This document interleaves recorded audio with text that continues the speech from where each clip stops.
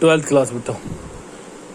तो अब तक के जो प्रीवियस लेक्चर हम लोगों ने देखे हैं बेटा इस चैप्टर में, आप लोगों ने देखा कि हमने जो अभी तक बात की वो किस बारे में की बेटा आपकी, वो की हमने जो हमारा एवरेज करंट होता है, एवरेज ईएमएफ होता है, इंस्टेंटेनियस करंट होता है और आपका इंस्टेंटेनियस ईएमएफ होता है। ठीक है, तो इन सब की वैल्यूज हम लोगों ने देखी भाई कितनी कितनी होती है।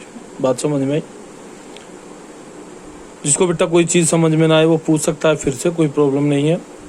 आज हम बात करेंगे बेटा इसके ऊपर न्यूमेरिकल्स की। इंपॉर्टेंट होते हैं न्यूमेरिकल, बिल्कुल एग्जाम में आ जाते हैं। तो जैसे ये कि न्यूमेरिकल मैं आज करके बताता हूँ आप लोगों को, और सारे ऐसे ही हैं, ऐसे ही आप लोगों को सारे करने हैं।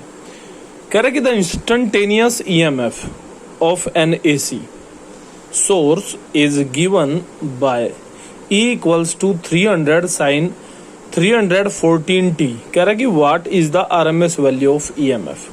क्लियर बेटा बात?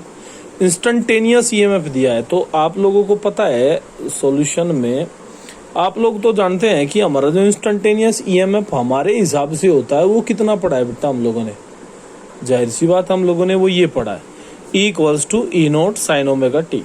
लेकिन उसने हमें कितना दिया है?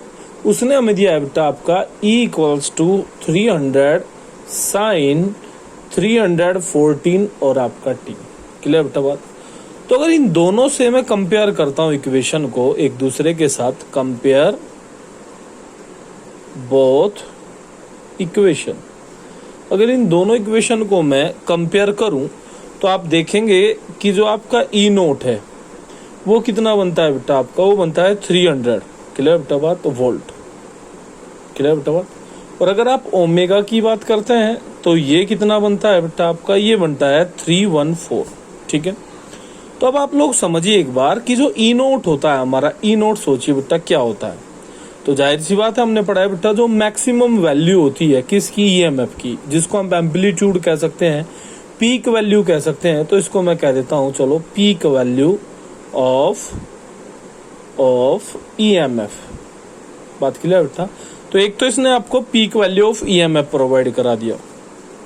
बात क्लियर बेटा? ठीक है, दूसरा आप लोग इस ओमेगा से अगर आपको जरूरत पड़े तो मे भी आप इससे फ्रीक्वेंसी निकाल सकते हैं, टाइम पीरियड निकाल सकते हैं, क्योंकि मैंने आपको बताया है कि 2 पाई टी भी ओमेगा होता है और 2 पाई इंटू एफ भी क्या होता है बेटा आपका, ओमेगा होता है।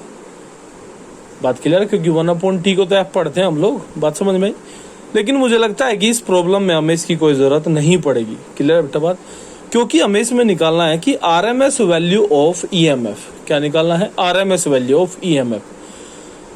तो बेटा जाहिर सी बात है न्यूमेरिकल करते हुए हमें यही बात ध्यान रखनी होती है खाली कि जो चीज हमें गिवन है उसके हिसाब से आपको प्रॉब्लम सोल्व करनी होती है। तो आपको पीक वैल्यू दी गई है और कैसी वैल्यू चाहिए बेटा? आरएमएस वैल्यू चाहिए।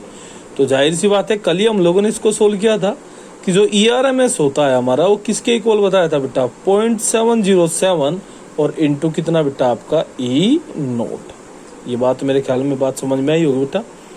तो यहाँ पे बस ये आपको दे दिया गया और E नोट का वैल्यू आप देख सकते हैं कितना है बेटा आपका, 300।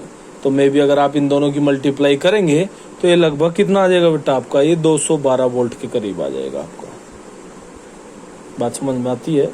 ठीक है, तो मेरे ख्याल में बेटा बात क्लियर हुई होगी। आप इसको एक बार सोल्व करके देखें और सारे क्वेश्चन बेटा इसके ऐसे ही हैं। मैं आपको एक सीरीज भेज देता हूँ क्वेश्चनों की, आप उसको एक बार सोल्व करके देखें। कोई प्रॉब्लम है तो आप बिल्कुल पूछ सकते हैं। ठीक है, ओके।